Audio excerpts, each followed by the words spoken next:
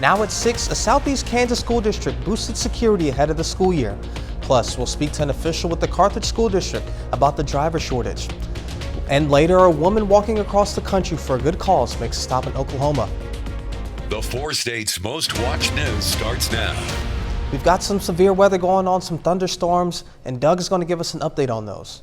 Yeah, we've had thunderstorms popping up over the past couple hours, but just over about the past 4 or 5 minutes, we've had several new warnings which have popped up anywhere from Lawrence, Jasper, and then into Newton County in southwestern Missouri. And you can see this cluster, it's just not really moving, kind of sinking off toward the south and to the east, but these have been blowing up over the past couple hours. So let's go ahead and zoom in, take a look and see exactly where these guys are to get your bearings straight. Here's Mount Vernon.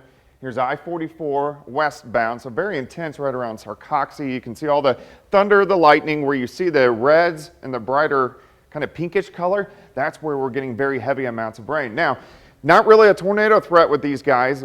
However, anytime you have a severe thunderstorm warning, there's always a little tornado threat. These are mainly hail makers, not huge, about nickel-sized hail, but we are getting winds gusting upwards to 60 miles per hour. Let's track a little farther toward the southwest. Here's Joplin, so we're looking from Seneca over toward just to the west of Neosho, another pretty intense storm. Winds at about 60, and then we're getting some nickel-sized hail extending back into northeastern parts of Ottawa County. So we're going to keep our eyes on these. These are going to sink southeast very slowly. If you get the rain, you're one of the lucky ones. How long will they stick around? We'll look at that here in just a bit.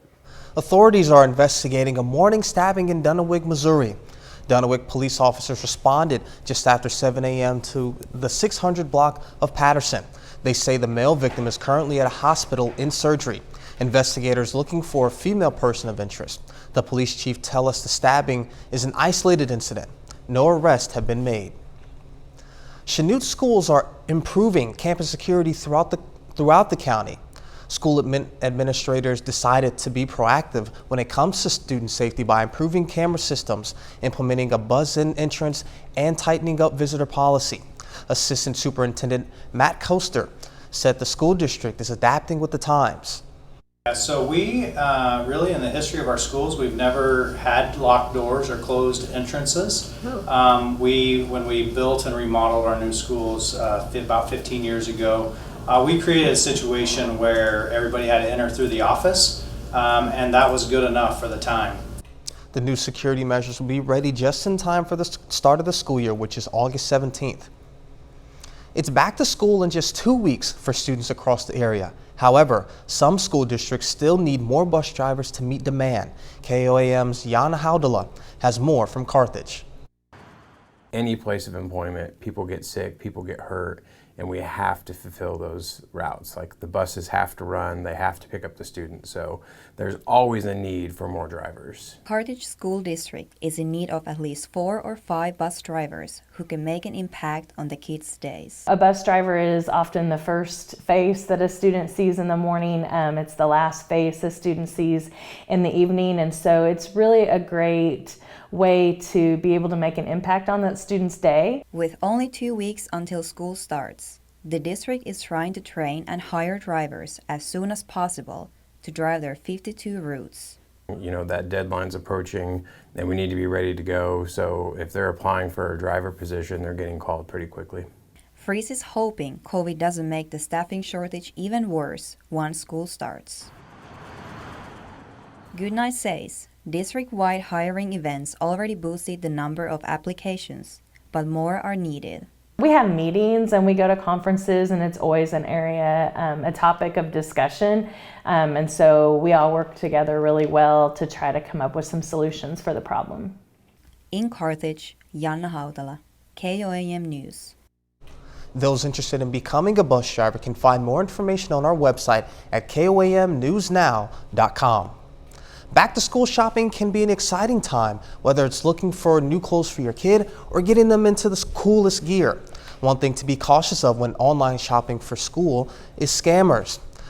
The Better Business Bureau provided tips on things to watch out for. They say some tricks could range from saying supplies are tax-free and to watch out for fake ads. And what we'll see in the past too is we've seen in many years in the past, unfortunately, like fake emails have been stolen from fake different logos like Walmart, Target, saying that they've got a back to school deal. It's not legitimate. And whenever you're ordering it, you're ordering through this fake website, so you never get the child's things. Suddenly your kid may be late to school with the things, may be really embarrassed about it. It's just not a great feeling. You can find a full list of back-to-school tips on our website at koamnewsnow.com/education. And coming up, a woman walks across the country to raise awareness and make stop in Oklahoma. We'll tell you why. And later, it's the opening day of practice for Pitt State and Missouri Southern football. Many Indigenous women go missing every year, and one woman decided to walk across the country to raise awareness. KOAM's Carrie Worthen spoke to her. She's doing something that is so important, and that is taking the efforts that she knows how to do to draw attention to a very serious problem. Walking from Sweetwater, Arizona to Washington, D.C., Seraphine Warren is walking for a cause. I am walking for the missing and murdered Indigenous. Miami was just one of many towns she will walk through. I think it's an eye-opener. I think this is something that causes a conversation. Sometimes this is what it takes. Warren hopes to raise awareness for not only her aunt, but many other missing and murdered Indigenous women. I want them to urgently hurry up and solve their cases, because I've seen a lot of other cases outside of the Navajo Nation or reservations being solved quickly, and this one should be one of them. And I am tired of waiting. I'm losing patience, and we shouldn't be treated like this. This part is hoping that every day somebody lets me know they found my aunt. I think that's the hardest, is just to think, could this be the first day? We don't have to search no more. So far, Seraphine has walked 1,022 miles. If you're a native tribal government official, step up. There's only been a couple of us that have gone with her and talked to her and supported her, and it would be nice if more of us rallied around her and got her the support she needs. In Miami, Carrie Worthen, KOAM News. Seraphine is hoping to make it to Washington, D.C. by the first week of October. And if you want to help and donate to her cause, you can go to our website at koamnewsnow.com. And a little later, we'll preview Webb City football with a look at their first practice. Plus, we have some severe thunderstorms out there. We're going to take a look at that coming up. Well, it turned out to be another hot one for us today. High temps right around 100 degrees once again. We've had some afternoon and evening thunderstorms, but only for a chunk of us, mainly along and south of Interstate 44. In fact, this is our tower cam on the southeast side of the city. Of course, Lander Chevrolet. So we're looking at I-44 eastbound. You can see those showers and thunderstorms, the ominous looking clouds across the region. But look at these storms just exploding over the past few hours along and south of I-44. We've had numerous severe thunderstorm warnings. We've had some straight line wind damage actually near Racine and then over towards Harcoxie. Most of these are producing some nickel-sized hail, but it's mainly winds kind of in that 60 to 65 mile per hour range. Let's go ahead and zoom in. Joplin at the top of your screen. Here's downstream. Here's Seneca. This cell, so here's Neosho, and then really from I-49 just west, producing winds at about 60 to 65 miles per hour. Where you see the kind of pinkish color, we are getting some hail in there, penny upwards to about nickel size hail. We can track a little farther toward the north and to the east. Here's I-44, so we're going eastbound. Here's Harcoxie, still severe thunderstorm warning. You can see this one's out till 6:15, so we'll slowly expire here shortly. And then we have another one once you get a little farther east until 6:45. This continues eastward right along I-44, so here's Mount Vernon. So we're looking in Lawrence County, and then these extend a little bit farther toward the east near Springfield. But these are going to slowly sink south and east over the next few hours. Look at this. You got blue arrows, northerly winds. Red arrows, southerly winds. So we have a front right across the region. That's what's firing up those showers and thunderstorms. Tornado threat, very low.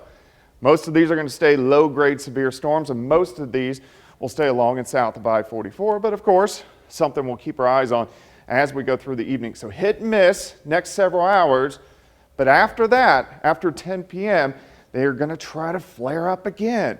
northeastern Oklahoma, extreme southwestern Missouri, northwestern parts of Arkansas. So here's 1 o'clock in the morning. These will sink south, hit and miss storms. If you live north of I-44, your chances for rain are very low for the overnight hours tonight. Hit and miss scattered storms last into the morning hours. The areas that do get rain, though, could get some pretty heavy amounts, which would be great news, something we definitely need. All right, front draped through the area, 80s to the north, still 90s to the south. We'll skip past the monthly planner. You can see outside 7th and Range Line, kind of ominous, still 97. This is at the airport, so all the rain has been just south of that region. As we go into tomorrow, we're going to watch this front. It's going to kind of hang out near us, so that's what's going to give us those isolated thunderstorms as we go into the morning hours. But I think tomorrow afternoon looks okay. The humidity is going to be a little bit lower, and temperatures also a little bit lower. 71 to start, 87 by noon. High temp right around 92 degrees as we go into the afternoon. Let's go 94 on Wednesday. At least temperature is a little bit better the next couple days. 95 on Thursday, 96 on Friday. Triple-digit heat returns as we head into the weekend. And if you get the rain tonight, consider yourself lucky because it's pretty dry for the next week or so. I mean, it's been dry pretty much all summer. Have you seen the movie Holes with Shia LaBeouf? I have not. Well, at the end of the movie, sorry to spoil it for you, it finally rains after they've been outside in the desert all summer long. So this is what this storm kind of reminds me of. Finally getting some precipitation in the four states. What we need. All right. Thank you, Doug. And still ahead, it's opening day of practice for Pitt State and Missouri Southern football. And we'll go live to Carthage High School as the Tigers hit the field for the first day of fall camp. Jacob Leonard has that and more next.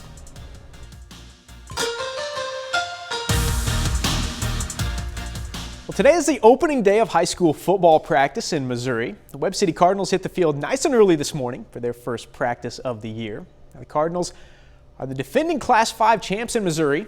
After a 4-3 start last year, they reeled off 7 straight wins to claim their 16th state championship in program history.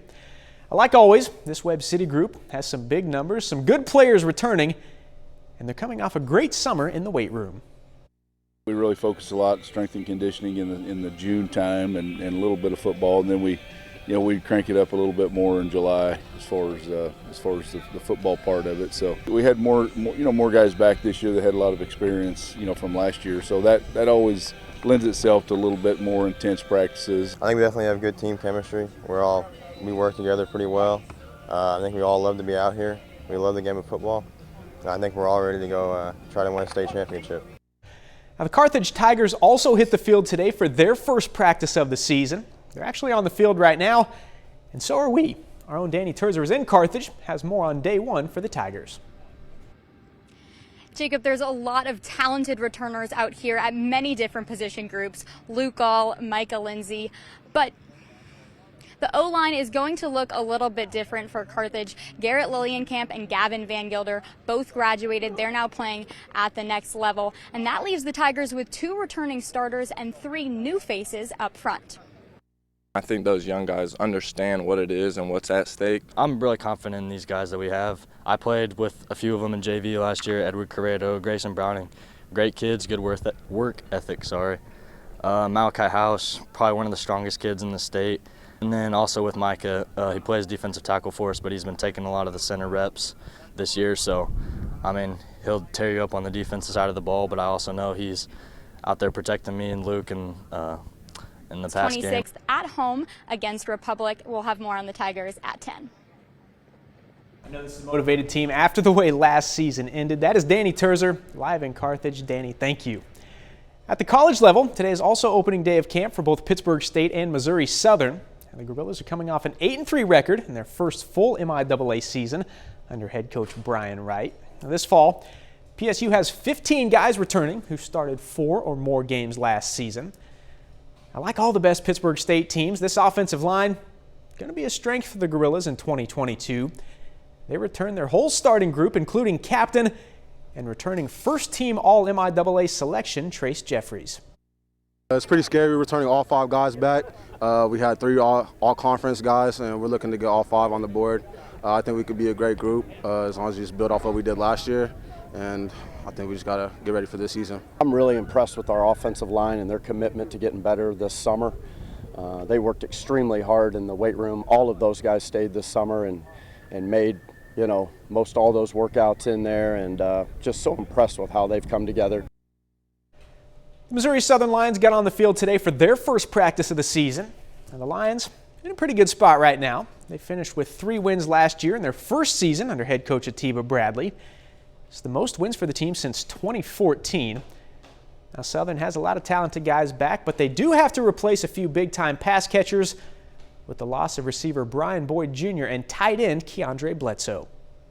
You know, anytime you lose 2 of your top, producers on offense, it can make an impact. But, you know, we had guys waiting in the wings. By the end of the season, we had some guys who were just as good or maybe better than Brian Boyd. We had some guys that just needed an opportunity, and they got it in spring and they ran with it. Same thing in that tight end group. I think we're more athletic. I think we're bigger. But now we just got to get some experience and play some games. The Pittsburgh Little League baseball team is playing in the Midwest Regional Tournament in Indianapolis this week. Pittsburgh is 1-1 in the tournament so far and is looking to stay alive this afternoon against Fargo, North Dakota. Pittsburgh got off to a good start today. Top of the first, who else but Gabe Brown. Had a great tournament so far. Base hit here, scores a run. Pittsburgh scores 3 in the bottom of the first. To the 3rd inning now, Brown back to work. Another base hit. Landon Profit hustles around 3rd and scores. The runner at 3rd will be thrown out, but the run still counts. It's 4-3 Pittsburgh. Fargo retakes the lead, but Hudson Harrett trying to keep Pittsburgh in it. Lines it to center, scores a run. Unfortunately, though, Fargo would hold on to the lead. Pittsburgh sees its season end today, falling 10-6. And that's a look at sports. We're back with more news right after this. We take time now to honor a local veteran. Joseph Freeman served in the U.S. Army from 1992 to 1996. His hometown, Girard, Kansas. We're proud to salute Specialist Joseph Freeman, our 4-state hero. And here's a look at what's coming up on the KOAM News at 9 on Fox 14. We'll have more on the increased security measures going up in the Chanute schools. Plus, we'll break down the newly passed Inflation Reduction Act and what it means for you, and how Florida is battling some invasive species. Those stories and a lot more tonight on KOAM News at 9 on Fox 14. You can be the lucky owner of a heated letter John Lennon wrote to Paul McCartney, but it will cost you. The highest bid right now is $33,000, and the auction house says it's expected to go up to $40,000. The letter is so-called scathing reply to Paul McCartney's published interview in the November 1971 issue of Melody Maker. In it, Paul shared his thoughts on John and Yoko Ono, the dissolution of the Beatles business partnership, and more. The 3-page typewritten letter ends with it saying, "No hard feelings." Oh man, got some hard feelings, some hurt feelings in the music industry. Always. Man. All right, Doug, what do you have for us? Well, we still have thunderstorms out there. The ones across Newton County have kind of gone poof a little bit. Still strong storms, very intense storms right across Lawrence and the northern parts of Berry County. Scattered thunderstorms continue through the evening hours into the overnight hours tonight. These are mainly going to be along and south of I-44. Quick check of the 7-day temperatures. A little bit better the next few days. What do you got, Leonard? I'm so excited for this. This is the first day of football. We're going to have more from Carthage, Webb City, Pitt State, Missouri Southern right here tonight. Love football season, man. Yeah, I know. I was up at Webb City at 6:45 this morning, ready to go. All right. Well, with all that being said, go Lions. Thanks for watching. We'll see you right back here at 10. Let's make it a great evening.